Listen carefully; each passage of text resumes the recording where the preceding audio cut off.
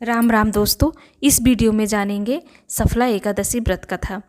धर्मराज युधिष्ठिर कहने लगे कि हे जनार्दन, मैंने मार्गशीर्ष शुक्ल एकादशी अर्थात मोक्षदा एकादशी का सविस्तार वर्णन सुना। अब आप कृपा करके मुझे पौष माह के कृष्ण पक्ष की एकादशी के विषय में भी बतलाइए।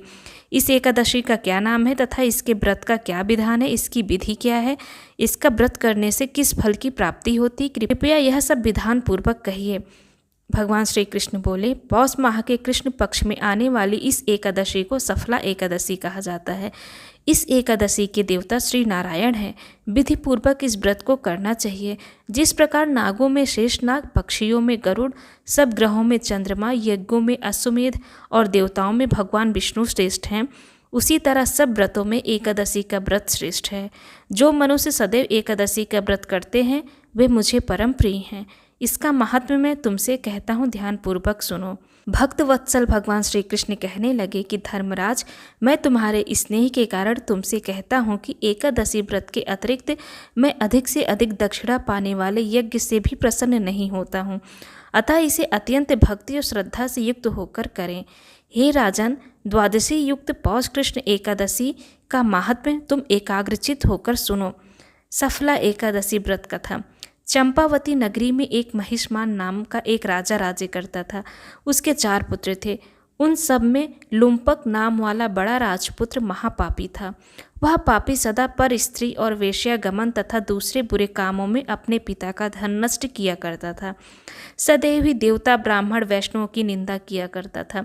जब राजा को अपने बड़े पुत्र के ऐसे कुकर्मों का पता चला तो उन्होंने उसे अपने राज्य से निकाल दिया। तब वह विचारने लगा कि कहाँ जाऊँ, क्या करूँ। अंत में उसने चोरी करने का निश्चय किया। दिन में वह वन में रहता और रात्रि को अपने पिता की नगरी में चोरी करता तथा प्रजा को तंग करने और उन्हें मारने का कुकर्म करता। कुछ समय पश्चात सारी नगरी भयभीत हो गई। वह वन में रहकर पशु आदि को मारकर खाने लगा। नागरिक और राज्य के कर्मचारी उसे पकड़ लेते किंतु राजा के भय से छोड़ देते। वन में एक अति प्राचीन विशाल पीपल का वृक्ष था। लोग उसकी भगवान के समान पूजा करते थे।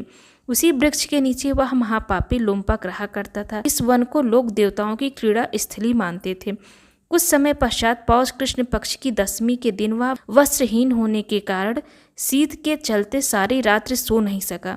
उसके हाथ पैर अकड़ गए। सूर्योदय होते होते वह मूर्छित हो गया।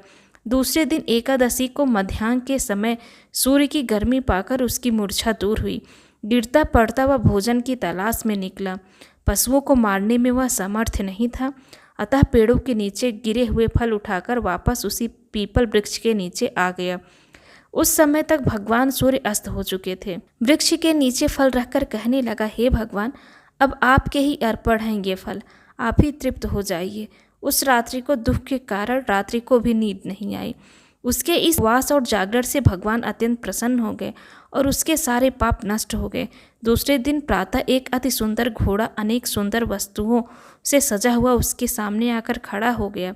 उसी समय आकाशवाणी हुई कि हे राजपुत्र, श्री नारायण की कृपा से तेरे पाप नष्ट हो गए हैं।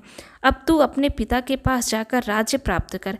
ऐसी वाणी सुनकर वह अत्यंत प्रसन्न हुआ और दिव्य वस्त्र धारण करके भगवान आपकी जय हो कहकर अपने पिता के पास गया। उसके पिता ने प्रसन्न होकर उसे समस्त राज्य का भार सौंप दिया और स्वयं वन के रास्ते चल दिए। अब लुम्पक शास्त्रानुसार राज्य करने लगा। उसके स्त्री, पुत्र आदि सारा कुटुंब भगवान नारायण का परम भक्त हो गया।